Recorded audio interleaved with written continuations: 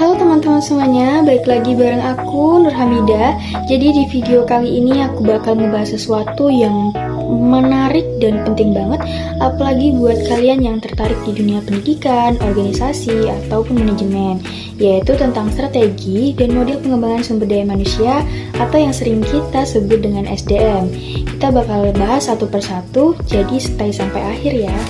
Nah, apa sih pengembangan sumber daya manusia itu? Jadi, SDM itu sebenarnya adalah orang-orang yang ada di dalam sebuah organisasi.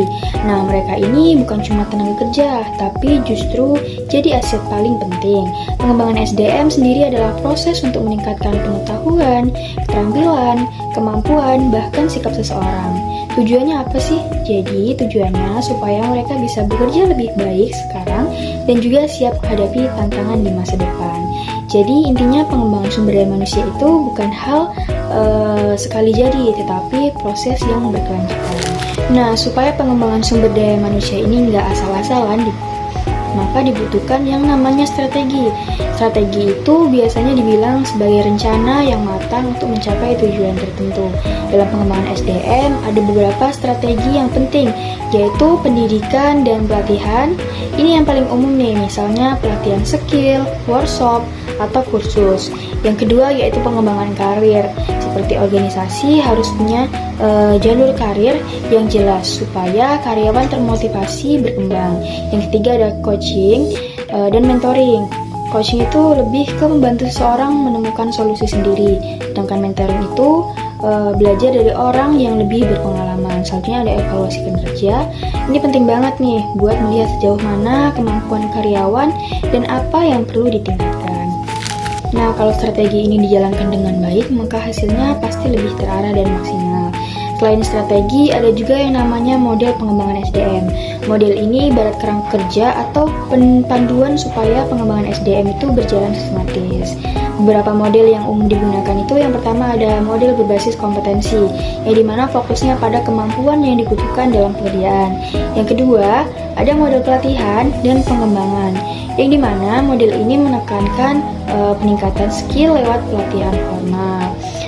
Selanjutnya yang ketiga ada model pengembangan karir, yang dimana berorientasi jangka panjang supaya karyawan siap naik jabatan. Selanjutnya untuk model yang keempat itu pembelajaran organisasi, yang dimana menjadikan organisasi sebagai tempat belajar bersama. Dengan model yang tepat, pengembangan SDM jadi lebih struktur dan gak asal jalan. Nah, jadi apa sih perbedaan pelatihan dan pengembangan? Jadi sebenarnya ini penting banget nih, karena sering dianggap sama, padahal itu beda. Yang dimana pelatihan atau training itu fokusnya lebih ke jangka pendek dan tujuannya meningkatkan keterampilan tertentu, biasanya spesifik untuk pekerjaan saat ini. Contohnya seperti pelatihan penggunaan software, pelatihan pelayanan pelanggan. Terus sedangkan pengembangan atau development itu fokusnya ke jangka panjang dan menyiapkan individu untuk masa depan lebih luas, termasuk sikap, kepemimpinan, dan pola pikir. Contoh program kepemimpinan, pengembangan karir. Jadi simpelnya pelatihan itu buat sekarang dan pengembangan itu buat masa depan. Keduanya sama-sama penting dan saling melengkapi. Nah, pentingnya pengembangan SDM, kenapa sih ini semua penting? Karena tanpa SDM yang berkualitas, organisasi bakal susah berkembang. Dan pengembangan sumber daya manusia itu bisa meningkatkan kinerja, meningkatkan daya saing, terus membuat karyawan lebih loyal, dan membantu organisasi menghadapi perubahan zaman. Apalagi sekarang di dunia kerja terus berubah, jadi SDM itu harus terus belajar dan terus berkembang. Nah, itu dia pembahasan tentang strategi dan mode pengembangan sumber daya manusia. Semoga video ini bisa bantu kalian lebih paham ya, terutama soal pentingnya mengembangkan diri, bukan cuma untuk kerja, tapi juga untuk masa depan. Kalau kalian suka konten seperti ini, jangan lupa like, komen, dan subscribe video ini. Sampai ketemu di video selanjutnya.